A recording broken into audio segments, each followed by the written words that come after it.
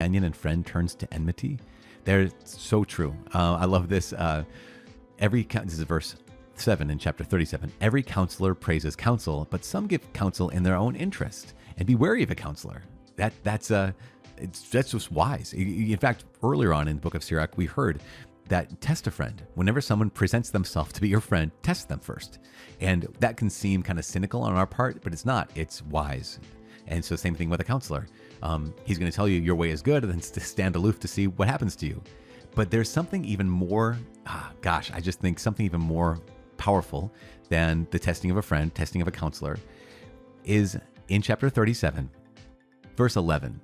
It says, do not consult with a woman about her rival, or with a coward about war, or with a merchant about barter, or with a buyer about selling, with a grudging man about gratitude, or with a merciless man about kindness. And it goes on a couple more examples. That's the sense of like, here's a person who has demonstrated themselves not to have a clear sense of what is right, or even how to do the right. So I'm not going to ask someone who is grudging and can't get over grudges about, hey, how do you grow in gratitude? Because they might not actually have any wisdom when it comes to that. I might not be able to consult a merchant about bartering because they're going to maybe not give me good advice. Or a lazy servant about a big task. Pay no attention to these in any matter of counsel, but stay constantly with a godly person, a godly man, whom you know to be a keeper of the commandments, whose soul is in accord with your soul, and who will sorrow with you if you fail. And then here is the kicker of the whole thing. And establish the counsel of your own heart. For no one is more faithful to you than it is. Establish the counsel of your own heart. To learn your own heart, to learn my own heart is, I don't know, it's priceless. It is invaluable.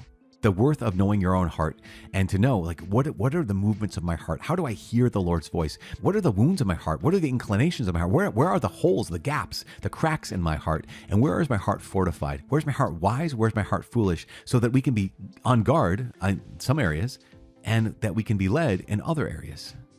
For no one is more faithful to you than it is. No one's more faithful than your own heart. For a man's soul sometimes keeps him better informed than 7 watchmen sitting high in a watchtower. A man's soul sometimes keeps him better informed than 7 watchmen sitting on a high watchtower. And then he goes, besides all this, pray to the Most High. Besides all this, pray to the Most High God that he may direct your way in truth.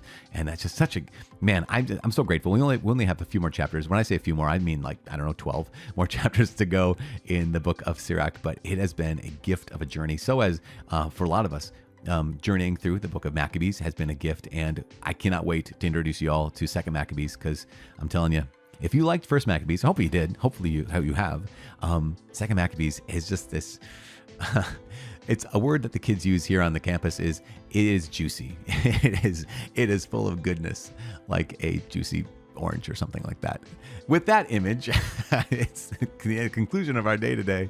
Man, what an image to leave everyone with. I'm so sorry, but I'm grateful you're sticking around. I'm grateful to be back tomorrow at day 297 because we have more days to come. I'm praying for you. Please, please pray for me. My name's Father Mike. I cannot wait to see you tomorrow. God bless.